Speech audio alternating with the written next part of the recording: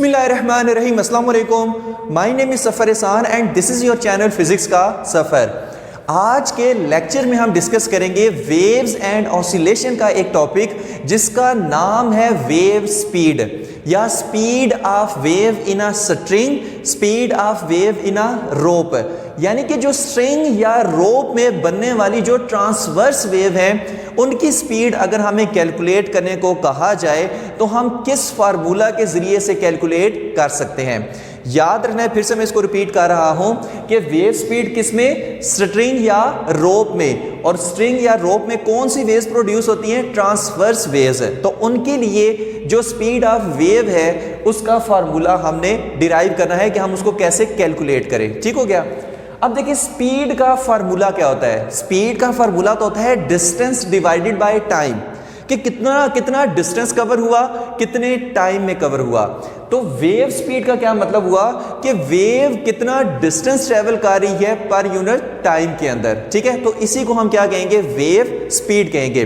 अगर for example है, हमने ना वहां से एक दीवार के साथ ऐसे रस्सी बांधी, ठीक है, एक स्ट्रिंग बांधी और स्ट्रिंग को ऐसे मैंने ऐसे जर्क दी, तो जर्क देने से क्या हुआ, एक हम सब बना, एक वेव सी बनी और वो ऐसे ट्रेवल कर रही है। ठीक है, अब अगर तो ये जो हमारे पास वेव बनी है ये हमारे पास कितना डिस्टेंस ट्रेवल कर रही है कितने टाइम के अंदर, उसी को हम क्या कहेंगे, वेव स्पीड कहेंगे। ठीक है, अगर तो ये स्पीड से जा रही है तो फिर हमारे पास ये ज़्यादा डिस्टेंस कवर कर रही है कम टाइम में, तो वेव स्पीड ज़्यादा है। लेकिन अगर ये मैंने ऐसे हम सब बनाया, ऐसे वेव सी बनाई जर्क दे के, तो वो वेव स्पीड कम डिस्टेंस कवर कर रही है ज़्यादा टाइम में, मतलब आहिस्ता से ऐसे ये वेव आगे बढ़ रही है। इसका मतलब है वेव स्पीड क्या है, कम है। ओके हो गया।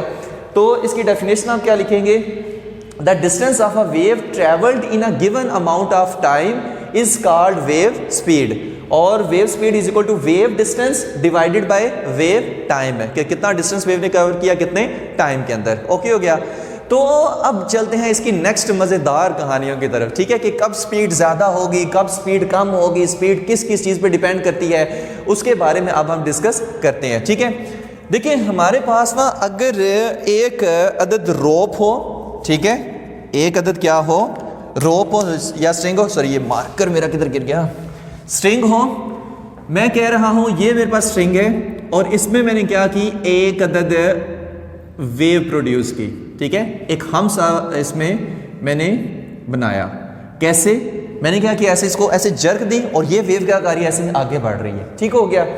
और एक और रोप है हमारे पास, एक और रोप है, ठीक है, लेकिन ये रोप कर लें या स्ट्रिंग कर लें, ठीक है, चलिए इसको स्ट्रिंग मान लेते हैं। ठीक है, ये स्ट्रिंग है, दोनों क्या है, स्ट्रिंग है। लेकिन ये जो नीचे वाली है ना, ये थोड़ी सी मोटी स्ट्रिंग है। ठीक है, ऊपर वाली मान लें पतली स्ट्रिंग है और नीचे वाली क्या है, थोड़ी मोटी सी स्ट्रिंग है। ठीक है, और दोनों में मैंने ऐसे क्या किया, हम वैसे प्रोड्यूस किया, ऐसे वेव से प्रोड्यूस की। अब दोनों में क्या है, ऐसे वेव ट्रेवल कर रही है और वेव क्या करती है, एनर्जी को एक जगह से दूसरी जगह तक पहुंचाती है, एक जगह से दूसरी जगह तक ट्रेवल उसको कराती है। ठीक है, तो ट्रांसफर ऑफ एनर्जी, ठीक है, वेव्स क्या करती है, ट्रांसफर ऑफ एनर्जी करती है। अब मुझे बताएं, ये ऊपर वाली जो हमारे पास स्ट्रिंग है इसका मैस कम है, नीचे वाली जो स्ट्रिंग है इसका मैस ज़्यादा है क्योंकि ये मोटी है, ऊपर वाली क्या है, पतली है। तो मुझे बताएं कि ये जो हमारे पास वेव दोनों में किस में ज़्यादा स्पीड से ट्रैवल करेगी।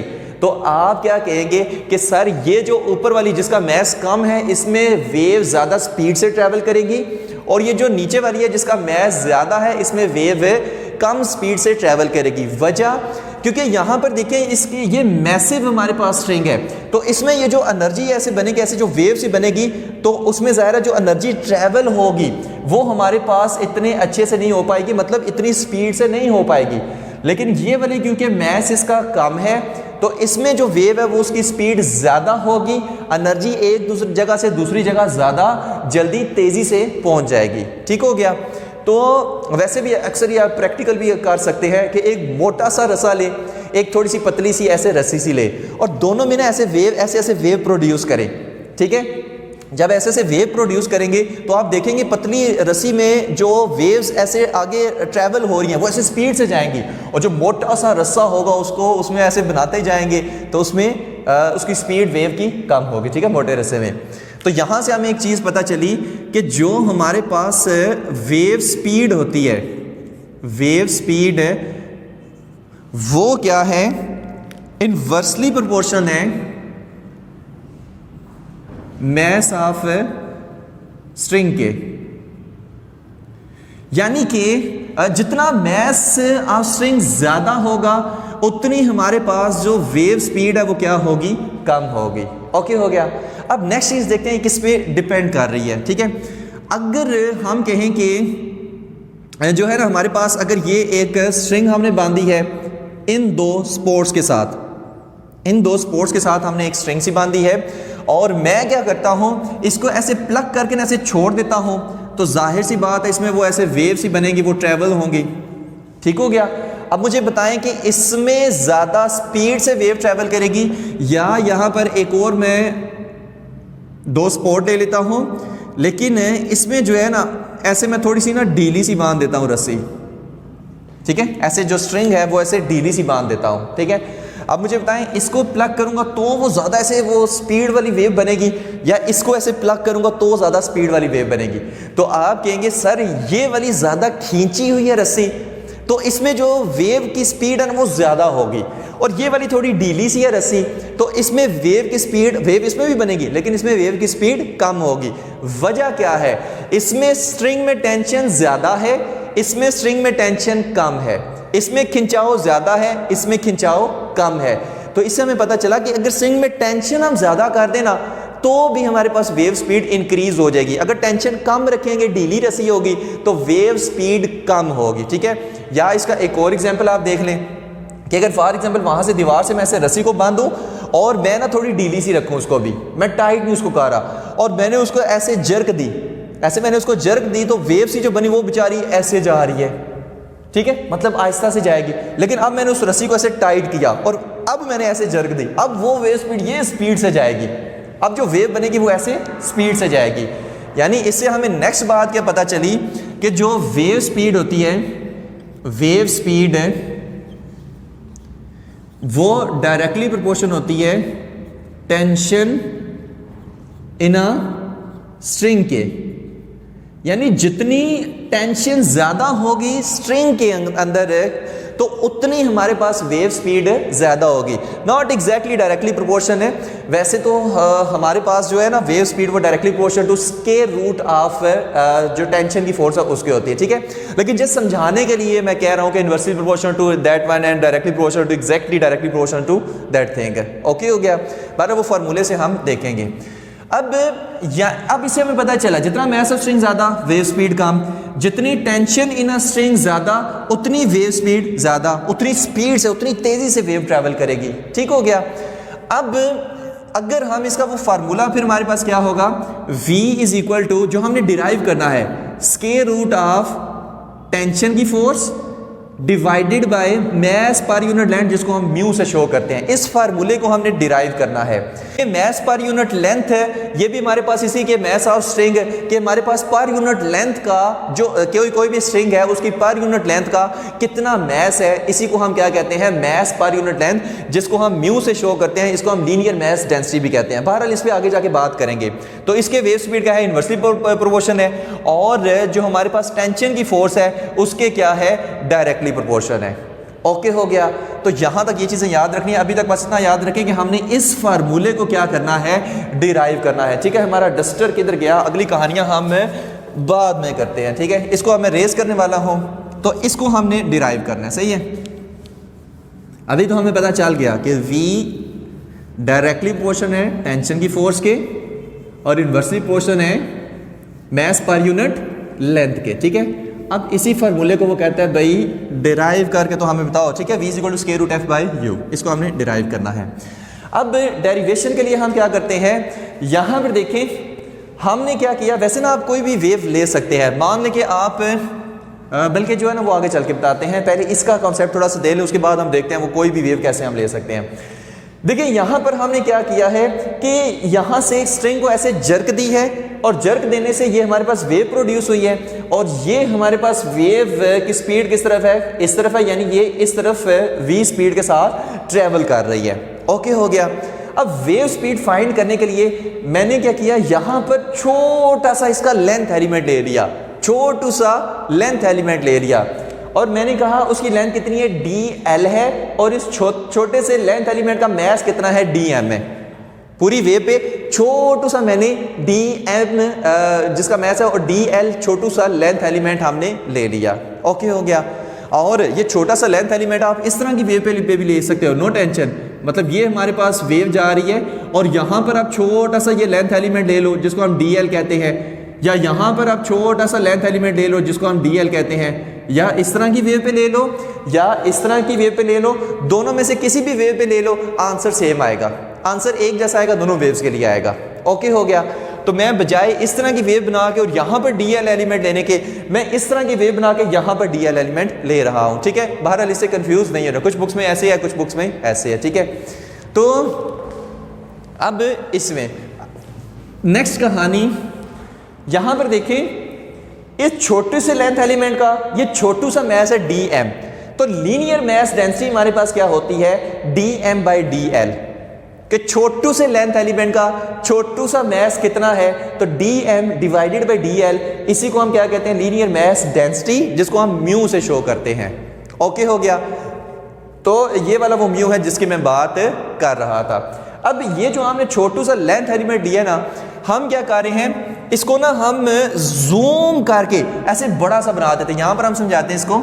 मैं कह रहा हूं कि ये मैंने छोटू सा लेंथ एलिमेंट ऐसे जूम करके बड़ा सा बना दिया। ठीक है, इसको मैं ऐसे बना देता हूं। ठीक है, ये वही छोटू सा लेंथ एलिमेंट है, इतनू सा, और मैं उसको क्या करूं, ऐसे इतना बड़ा बना दिया, इसी छोटू से लेंथ एलिमेंट को इतना बड़ा बना दिया, जस्ट समझाने के लिए। ठीक है, अब हमें ये ऐसा नहीं लग रहा कि ये सर्कल की कोई आर्क सी है। ठीक है, और जिसका हमारे पास यहां से सेंटर से डिस्टेंस कितना है, इसको आप कह लें कि ये क्या है, डिस्टेंस जिसको उस सर्कल का रेडियस r है,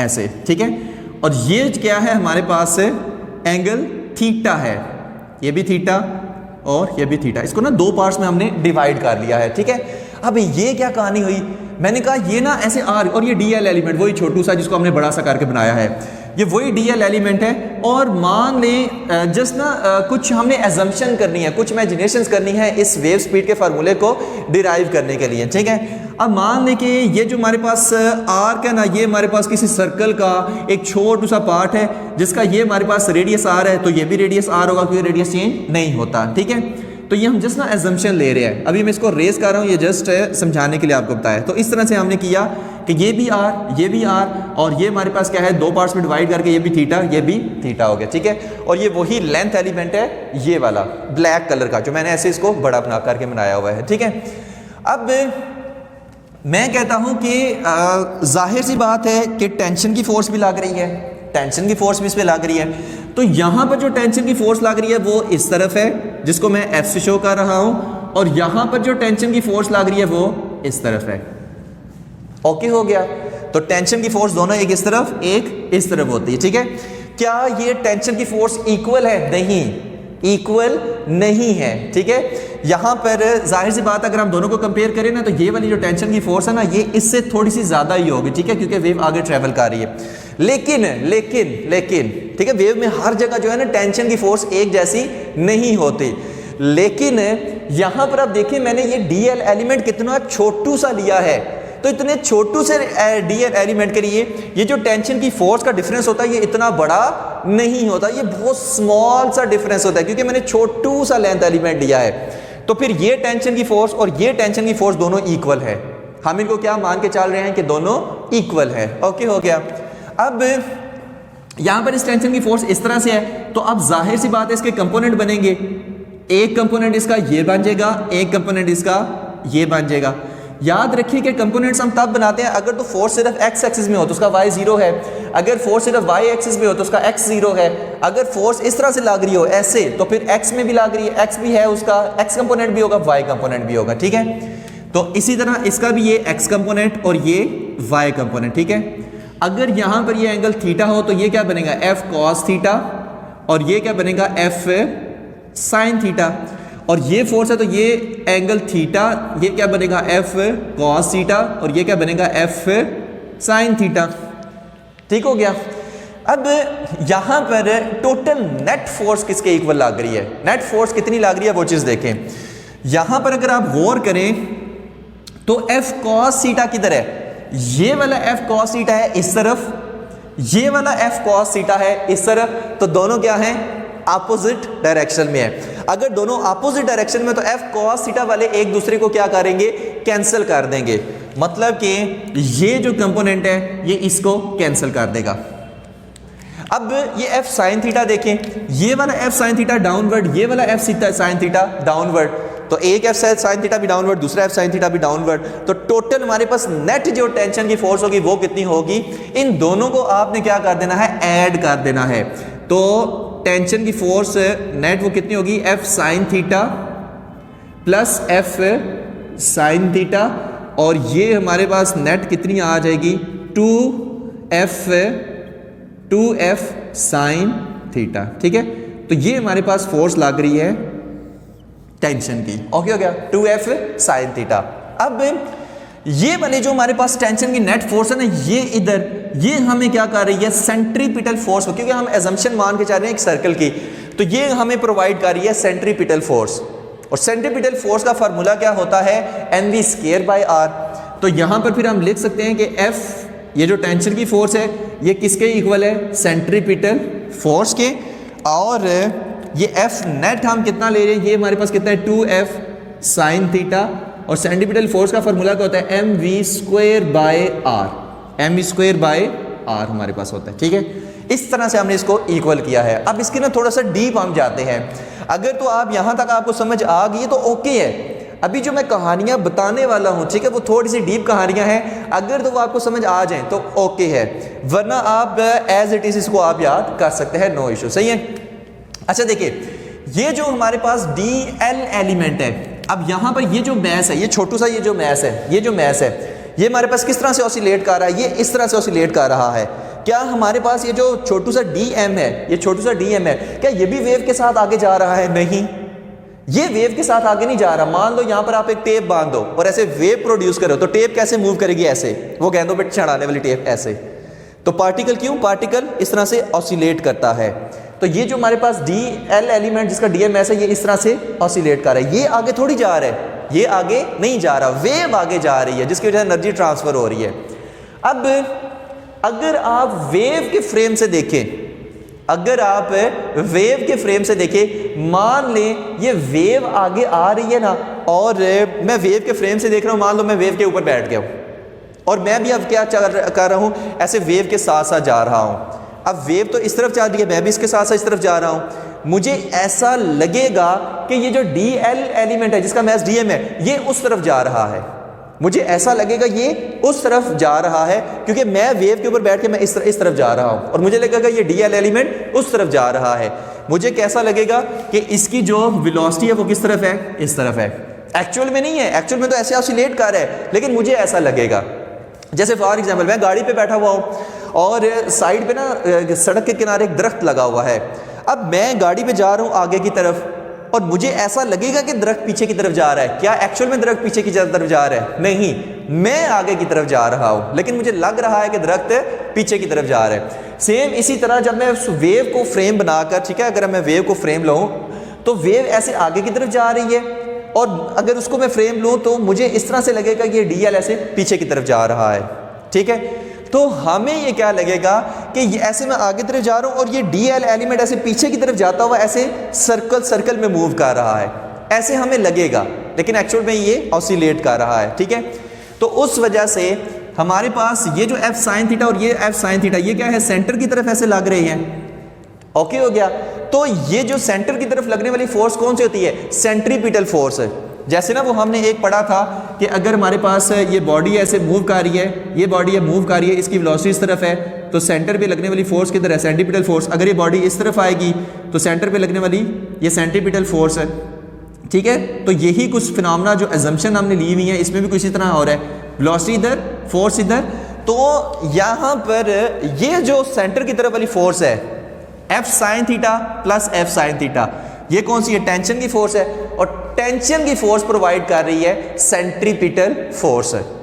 टेंशन की फोर्स क्या प्रोवाइड कर रही है, सेंट्रीपिटल फोर्स। मैंने कहा था सेंट्रीपिटल फोर्स खुद कुछ भी नहीं होती, कोई और फोर्स है जो सेंट्रीपिटल फोर्स बन जाती है, जैसे ग्रेविटेशनल, जैसे अर्थ मूव कर रही है सन के गिर्द तो ग्रेविटेशन फोर्स की वजह से कर रही है, अब वही ग्रेविटेशन फोर्स क्या बन जाती है, सेंट्रीपिटल फोर्स बन जाती है। ठीक है, सेम इसी तरह यहां पर मैं सेंट्रीपिटल फोर्स कर रहा हूं, भाई किसको मैं कह रहा हूं, भाई ये टेंशन की फोर्स इधर लग रही है, वही क्या बन गई है, सेंट्रीपिटल फोर्स बन गई है।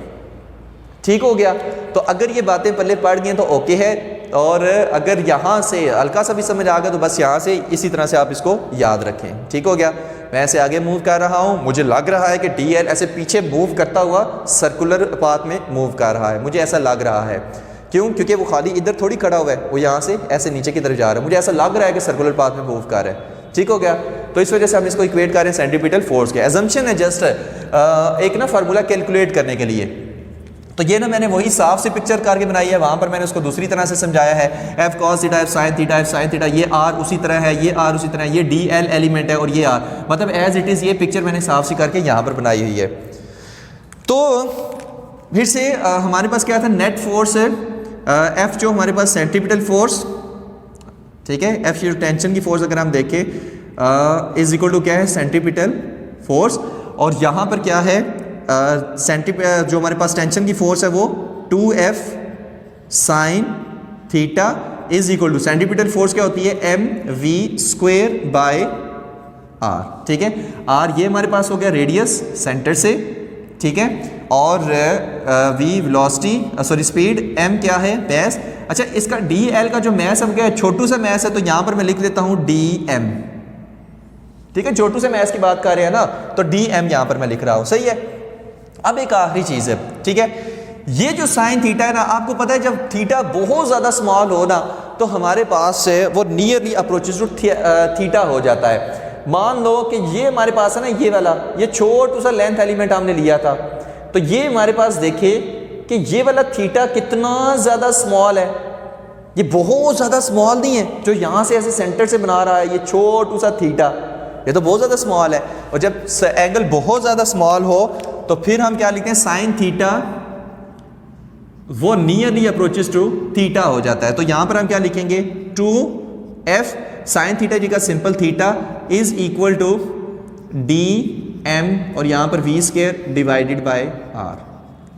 ओके हो गया, तो क्या मैं इसको इस तरह से भी लिख सकता हूं कि F2 theta is equal to dm v² by r। कुछ भी नहीं किया, 2 को उठा कर इधर ले गया हूं, वो तो मल्टीप्लाई रहे है ना, सही है।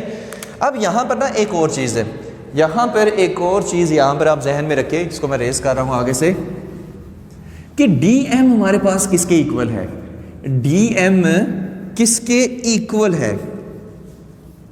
आपने एक फार्मूला पढ़ा होगा, फार्मूला आपने एक पढ़ा होगा, बल्कि अभी पढ़ा है, mu is equal to dm divided by dl।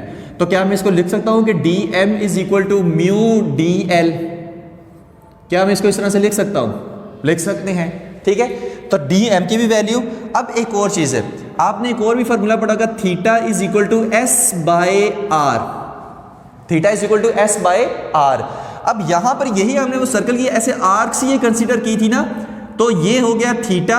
अच्छा, थीटा भी यहां पर देखिए, एक ये थीटा है, एक ये थीटा है, तो टोटल एंगल कितना हो गया, टोटल हो गया 2 थीटा। आप यहां पर इसको लिखेंगे 2 theta is equal to, arc का काम कौन कर रहा है, dl, तो s की जगह हम लिखेंगे dl डिवाइडेड बाय r। अब कई बच्चों को ये 2 थीटा समझ नहीं आता, भाई मान लें ये एंगल कितना है 30, ये भी एंगल कितना है 30, तो 30 प्लस 30 कितना हुआ 60, ठीक है। तो यहां पर टोटल एंगल फॉर एग्जांपल कितना हो गया 60 डिग्री। तो इस तरह से यहां पर कितना हम लेंगे 2 थीटा लेंगे, ठीक है, 30 × 2 60 होता है, तो हम क्या यहां पर पूरा 2 थीटा लेंगे, तो ये भी थीटा, ये भी थीटा, पूरा एंगल 2 थीटा, तो dl बाय r। अब ये आपको नजर आ रहा है 2 थीटा, ये आपको नजर आ रहा है dm, इसमें ना इसकी वैल्यू पुट कर दे, क्योंकि इन्हीं दोनों की हमने वैल्यू निकाली है। तो f is equal to f into, इसकी जगह क्या लिखेंगे 2 थीटा की जगह dl by r, dl by r is equal to, इस dm की जगह हम क्या लिखेंगे, ये वाला म्यू dl, तो म्यू dl, और v² बाय r उसी तरह, v² बाय r उसी तरह। अब ये r इस r से गया, ये dl इस dl से गया, तो F is equal to mu और v स्क्वेयर। अब v को हमने निकालना है तो v square is equal to F over mu और v is equal to square root F divided by mu. ये हमारे पास क्या है, वेव स्पीड का फार्मूला है, ठीक है, जो टेंशन की फोर्स और मास पर यूनिट लेंथ पे डिपेंड कर रही है, सही है। अब यहां तक ये सारी अंदर की कहानी कर, हालांकि ये लेक्चर टोटल 6-7 मिनट के अंदर खत्म हो सकता है, लेकिन कोशिश यही होती है कि सारी वो अंदर की कहानियां भी आपको बताई जाएं ताकि वो आपको पता हो, वरना इसकी डेरिवेशन करनी हो तो टोटल 5 से 7 मिनट का काम है और लेक्चर खत्म हो सकता है छोटी छोटी बातें बता के। तो कोशिश करें कि कॉन्सेप्ट के साथ इसको करें। तो बाकी होप्स हो कि ये टॉपिक आपको समझ आ गया होगा। Thank you very much. अल्लाह हाफिज़।